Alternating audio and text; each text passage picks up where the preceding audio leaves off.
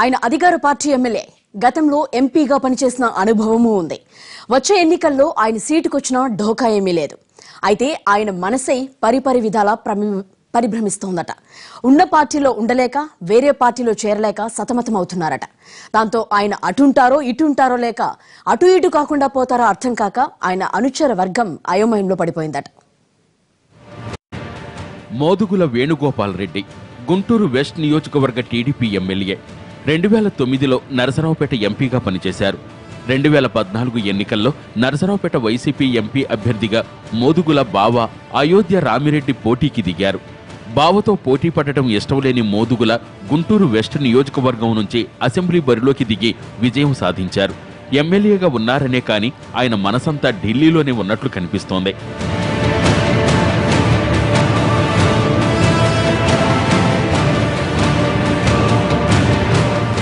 రాష్ట్ర విభజన బిల్లు ఆమోద సమయంలో పార్లమెంట్లో జరిగిన ఘటనలో తీవ్రంగా గాయపడ్డారు మోదుగుల.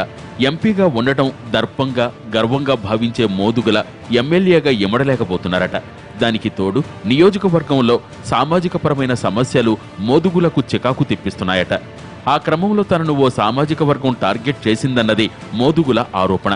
తాను పార్టీ మారతానని, ఈసారి గుంటూరు వెస్ట్ సీటు తనకు రాదని ఓ వర్గం ప్రచారం చేస్తోందని సన్నిహితుల దగ్గర వాపోయే మోదుగుల ఈ ప్రచారంతో ప్రతిరోజు తన నిబద్ధతను నిరూపించుకోవాల్సి వస్తోందని అంటున్నారట.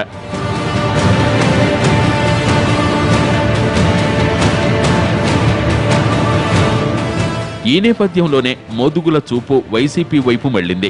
తన బావ తనకు అడ్డు రాకుంటే నరసరావుపేట లోక్సభ స్థానం నుంచి వైసీపీ అభ్యర్థిగా బరిలోకి దిగాలని మోదుగుల భావించారట.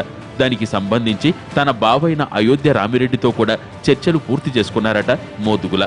అయితే తుది నిర్ణయం తీసుకోవడంలో మోదుగుల చేస్తున్న జాప్యం వైసీపీ అగ్రనాయకత్వానికి అనుమానం తెప్పించిందట. మోదుగుల వస్తారని ఎదురు చూసి చివరకు నరసరావుపేట పార్లమెంటు నియోజకవర్గ కన్వీనర్గా విజ్ఞాన సంస్థల అధినేత లావు రత్తయ్య కుమారుడు కృష్ణదేవరాయను నియమించింది ఆ పార్టీ. దీంతో మోదుగులకు అక్కడ అవకాశాలు మూసుకుపోయినట్టయ్యాయి.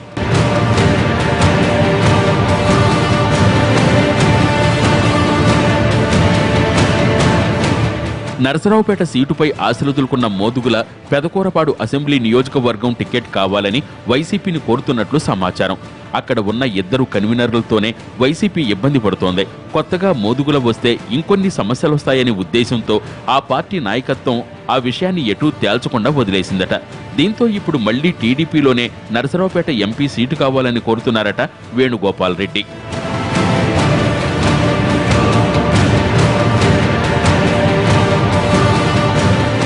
వైసీపీలో సీట్ల కోసం మోదుగుల చేసిన ప్రయత్నాల సమాచారమంతా చేతిలో పెట్టుకున్న టీడీపీ అధిష్టానం ఏం చేస్తుందన్నది ఎవరికీ అంతుచిక్కటం లేదు.